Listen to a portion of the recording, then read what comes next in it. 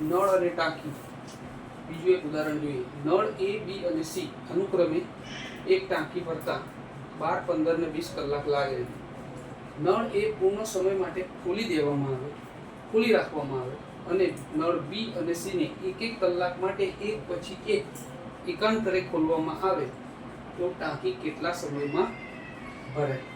હવે આ રકમ સમજવી પડશે કે નળ એ છે એ પૂર્ણ સમય માટે ખોલે, એટલે આખી પ્રક્રિયા દરમિયાન ખુલ્લો જ રાખવાનો છે, અને નળ બી અને સી એક કલાક માટે ખોલવાનું, એટલે નળ એ તો આખી પ્રક્રિયામાં ચાલુ જ રહેશે. પછી નળ બી ખોલવાનું ત્યારે સી બંધ રહેશે, પછી એના પછી સી ખોલવાનું, બી બંધ રહેશે એક કલાક માટે. એ રીતે પ્રક્રિયા કરી અને આખી ટાંકી ભરવાની છે. બરાબર? તો સૌથી પહેલા નળ એ તો સમગ્ર પ્રક્રિયા દરમિયાન ચાલુ જ રહેશે. પહેલા 1 કલાક માટે આપણે બી ને ચાલુ કરીએ તો આ બંનેનું 1 કલાકની અંદર કાર્ય શું થશે? 1/12 વત્તા 1/15. આ બંનેનો લસા લઈ અને સાદુરૂપ આપીએ તો 60 લસા આવે. 12 × 5 = 60, ઉપર બી 5 વડે ગુણવા પડે. 15 × 4 = 60, ઉપર 4 વડે ગુણવા પડે, નીચે 60. 9/60 આવશે. 5 + 4 = 9 / 60. 3 તરી 9 અને 20 તરી 60. તો આટલાનું સાદુરૂપ આવશે 3/20. એટલે કે એ અને બી દ્વારા 1 કલાકની અંદર થતું કાર્ય કેટલું છે? 3/20. એ જ રીતે એ વત્તા સી 1/12 વત્તા 1/20. તો આનું પણ આપણે સાદુરૂપ આપીએ તો 12 અને 15 નો એલસીએમ આવશે. ગણી લઈએ. 2 × 12 = 10 × 20, 2 તરી 6, 2 × 5 = 10, 5 તરી 15, 30 × 60. આનો પણ એલસીએમ આવશે કેટલો? 60 આવશે. આનો પણ એલસીએમ કેટલો આવશે? 60 આવશે. તો આનું સાદુરૂપ આપીએ તો 12 ને કેટલા વડે ગુણીએ? 60 આવશે તો 5 વડે, ઉપર બી 5 વડે. તો અહીંયા આપણે 5 વડે અને નીચે 60 વત્તા 20 તરી 60. તો 5 + 3 = 60, એટલે 8/60. એનો મતલબ થશે 4 × 2 = 8 ને 15 × 4 = 60. તો 2/15. આ એ અને સી દ્વારા થતું 1 કલાકનું કાર્ય છે. હવે બંને નળ વારાફરતી ખોલવાનું છે, એટલે આપણે પહેલા કલાકમાં આ બે ચાલુ રહેશે, પછી બીજા કલાકમાં આ બે ચાલુ રહેશે. બરાબર? તો આપણે આ બંનેનો સરવાળો કરી દઈએ એટલે 2 કલાકનું કામ મળી જાય આપણને. આ બંનેનું કાર્ય મળી જાય વારાફરતી. તો એ વત્તા બી અને વત્તા એ વત્તા સી. આ બે જો આ બંનેનું સરવાળો 3/20 વત્તા 2/15. એટલે 20 અને 15 નો એલસીએમ થાય 60. તો અહીંયા આવશે 9/20, એટલે 15 × 4 = 60. કેમ કે 20 તરી 60, 3 તરી 9.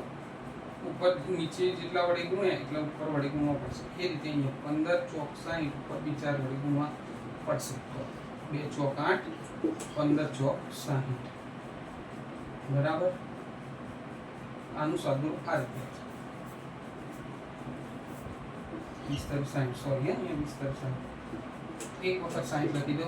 9 + 8, તો 9 ને 8 = 17/60. તો આ કેટલા? 2 કલાકનું કામ થયું. હવે આ 2 કલાક લઈ આપણે વારાફરતી ચાલુ કરીશું, અને જ્યાં સુધી એક આખો ભાગ, આ જે ભાગ છે એ સંપૂર્ણ એક ભાગ, એટલે કે એક આખી ટાંકી ભરાય એના એક ભાગમાં સ્વરૂપમાં ના આવી જાય ત્યાં સુધી આપણે એની ગણતરી ચાલુ રાખીએ. તો સૌપ્રથમ આપણે 3 વખત લઈએ. આ 2 કલાક,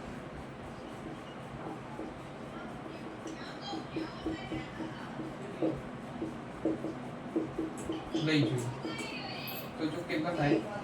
17 + 17 એટલે 51. 17 + 17 + 17 એટલે 51. 51/60 એટલે 17 તરી 51, 20 તરી 60, 3 3 ગયા એટલે 17 ભાગ્યા 20 એટલે આ 2 કલાક આ 2 કલાક અને આ 2 કલાક ટોટલ કેટલા 6 કલાકની અંદર કેટલું કાર્ય થાય છે 17 ભાગ્યા 20 નું કામ થાય છે. હવે બાકી રહેતું કામ એક આખી ટાંકી ભરવાની છે એમાંથી આટલું કામ થઈ ગયું છે 17 ભાગ્યા 20 તો બાકી કેટલું રહેશે 20 એકા 20 ઓછા 17 છેદમાં તો 20 માંથી 17 જાય એટલે 3 છેદમાં 20. હવે તમે જોઈ શકો છો કે પહેલા 2 કલાકમાં આ બંને કોમ્બિનેશનના નળ ચાલુ થઈ ગયા, પછી બીજા 2 કલાકની અંદર આ બંને કોમ્બિનેશનના ફરી ચાલુ થયા, પછી ત્રીજા 2 કલાકની અંદર આ બંને કોમ્બિનેશનના ફરી ચાલુ થયા. હવે વધ્યો ખાલી આટલો ભાગ. હવે આટલો ભાગ કયા કોમ્બિનેશનનો? તો 3 છેદમાં 20 3 છેદમાં 20 એટલે કે છેલ્લી જે 7મો કલાક હશે એ A વત્તા B 2 નળ ચાલુ રહેશે અને આટલું કામ પૂરું કરી દેશે.